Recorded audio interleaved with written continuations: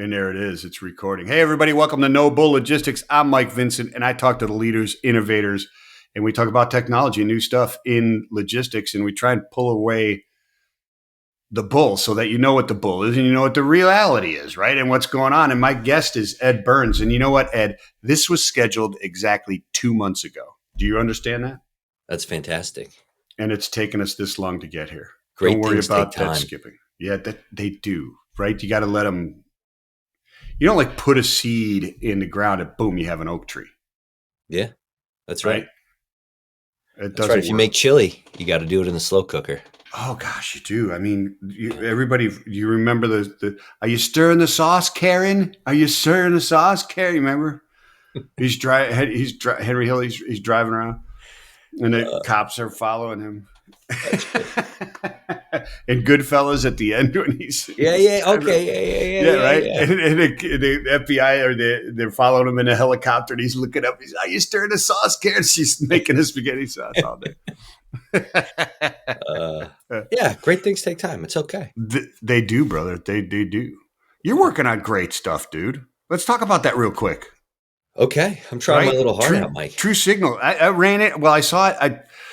I've known you for a while, but TruSygnal is very cool, and I like it. I'll let you. I'm not going to steal your thunder, but I'm going to tell you this: it's where I thought and think the future is going anyway.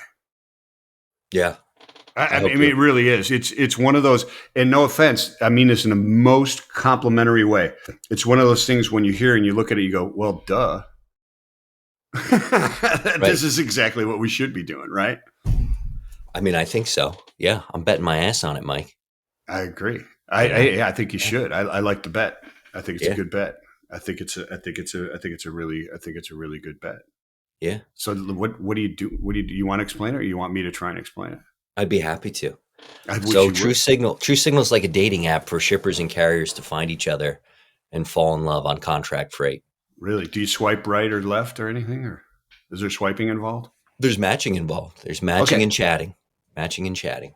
I like it. So there's a couple problems, right? One is carriers.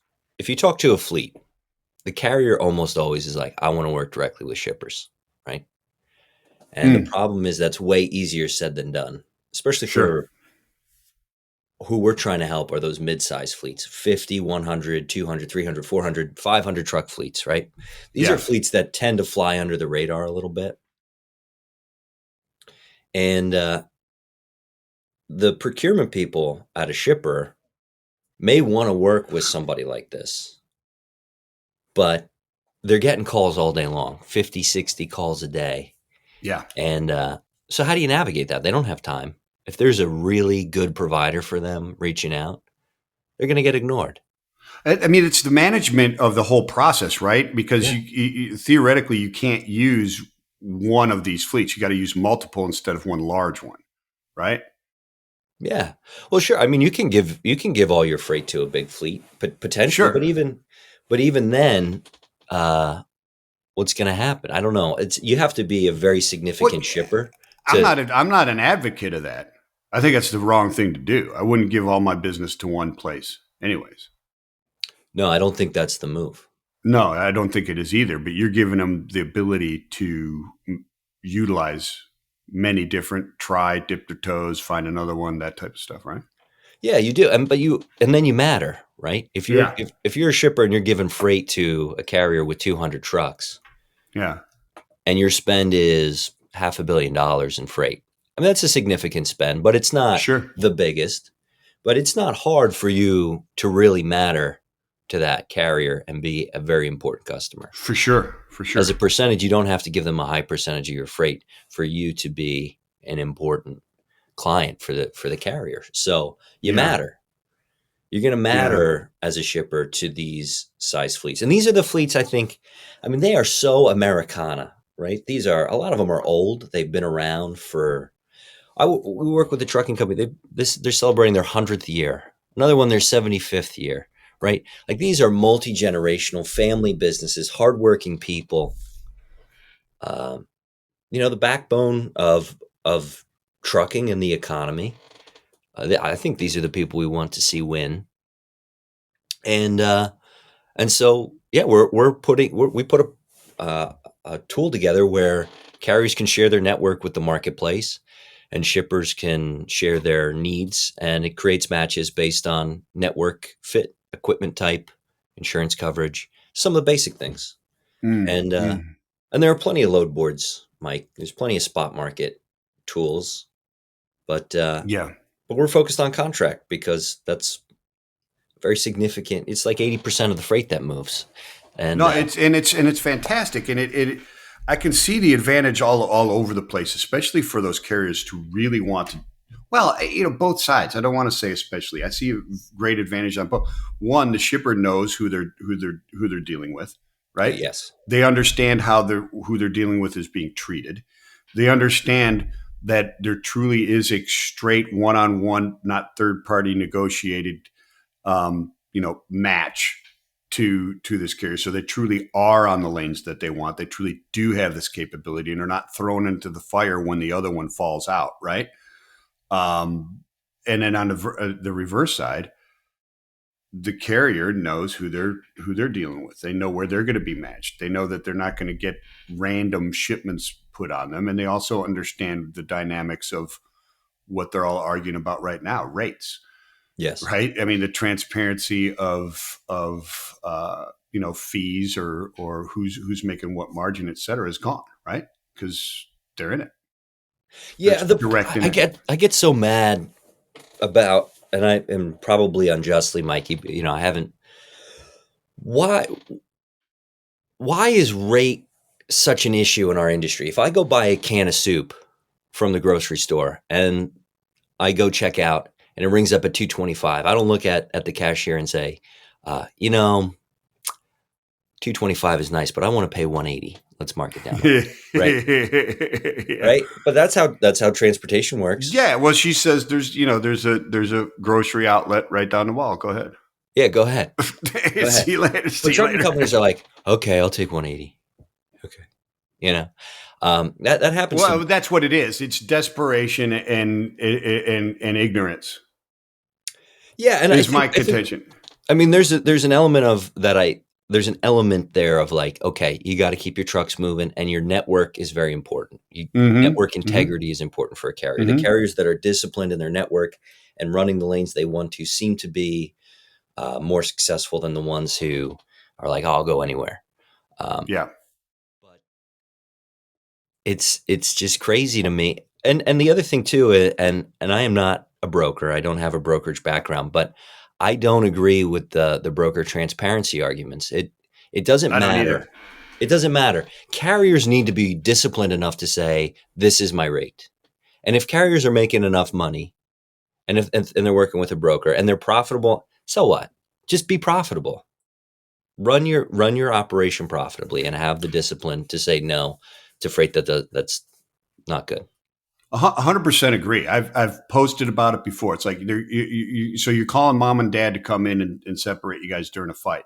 So when you're not fighting and you're playing, you want mom and dad to be regulating you too. I mean, you're grown ups here. If it doesn't make sense, the rate doesn't make sense, don't do it. The problem is that Right. somebody else is going to do it. The stupidest, I used to say the stupidest person in the room, the most ignorant or desperate in the room is going to set the rates. And that's part of the issue.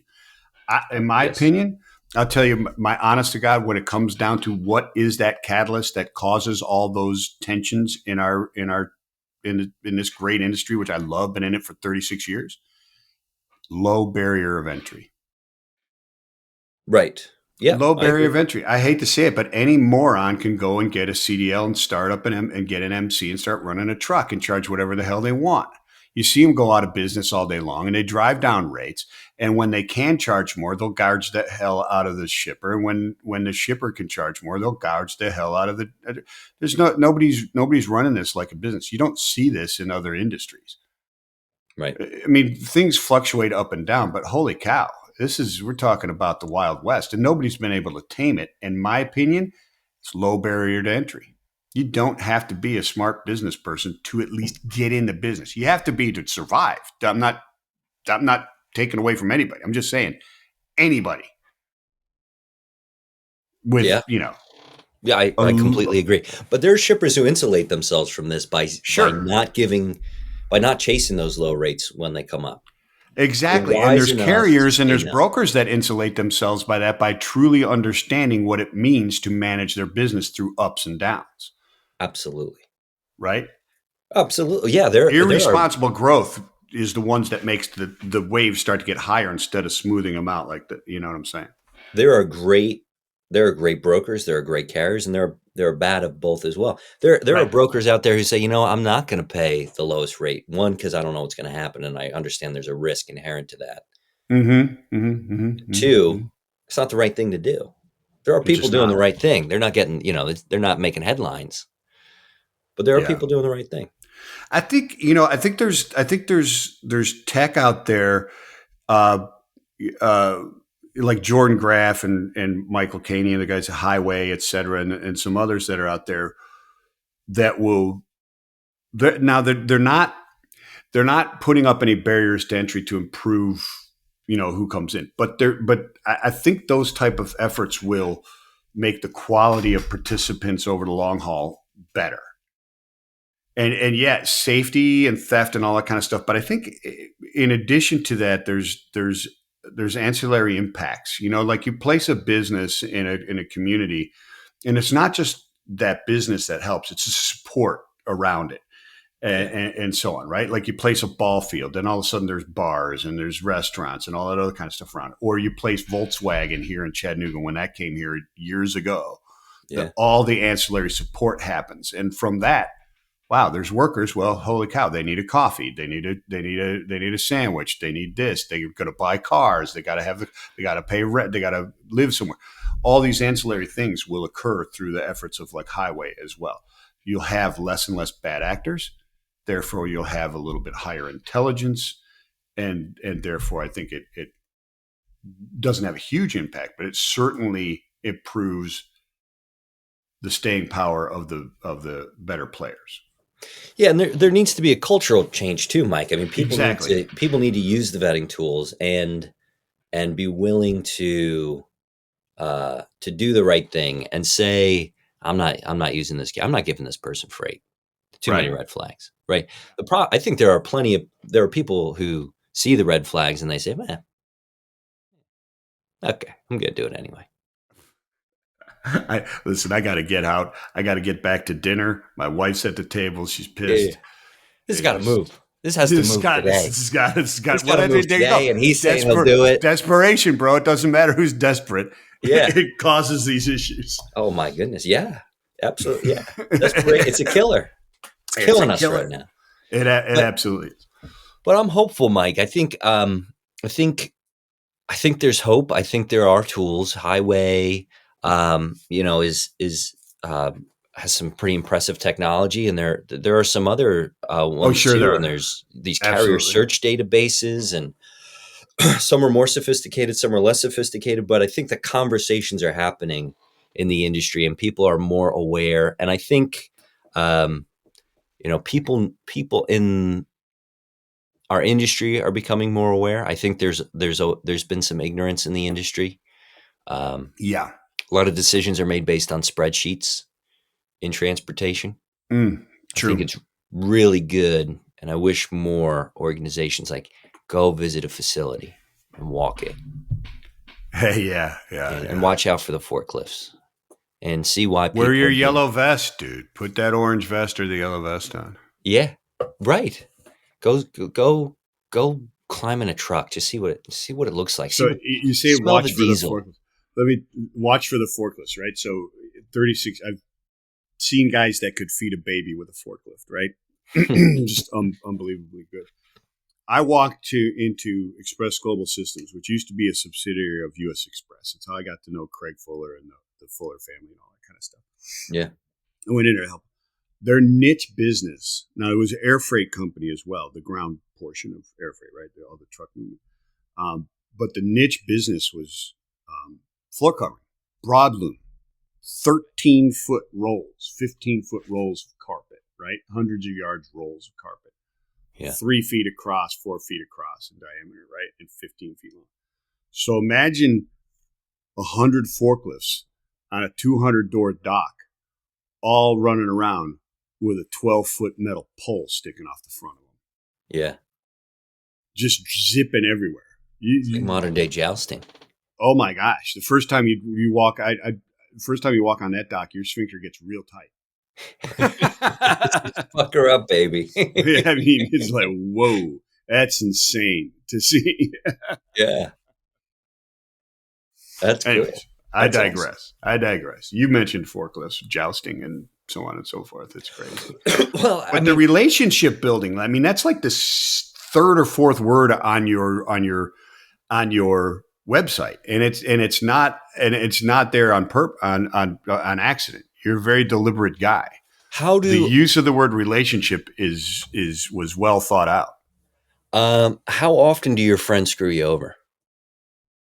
Intentionally or accidentally? Intentionally. Only once. Right. Well, It's no, not I can't say that. Maybe twice because the first time I didn't realize they did it intentionally. No, okay. but Okay. yeah, Same guy though, exactly. right? Not Same guy. not very often. Not very often. Right. Not very often at all. And never if you're talking about intentional. I think that's it. The key is so growing up, my dad was an LTL sales guy. Oh He would wow. take Okay. so he Wow. started at Carolina Freight. He started working on the I dock. remember Carolina. Yeah, Yeah. yeah. When I was coming along, 30 something years ago. So Yeah.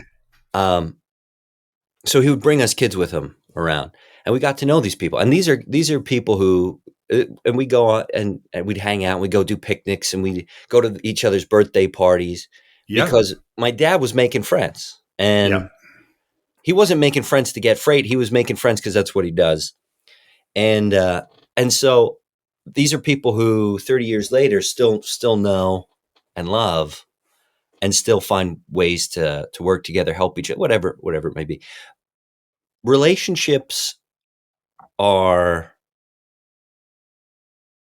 they're so important in freight because nobody's gonna steal. You're not gonna get freight stolen by a friend, right? Like a real friend. When you Yeah, care for of each course. other, you're Yeah. looking out No, I for mean, each if other. you're doing a defined friend in its reality, no, it's not going to happen. You don't even have to say real. Friend determines that, right? Just Yeah, if a true they're, yeah, friend is one who wills the good of the other, right? yeah, So exactly. you want the best for the other person. So when we establish, and you don't necessarily have to be best friends to have a strong relationship, to have a strong professional relationship, to have No, you don't. camaraderie, or to care about whether the other person is successful, to have each other's Mm, backs, to look out for each other. And when you get two people together who honor their word and do what they say they're going to do, they're going to operate way more effectively than two people who don't do that, right? mm, mm, So relationships to me, and the purpose of TruSignal is to get the people like that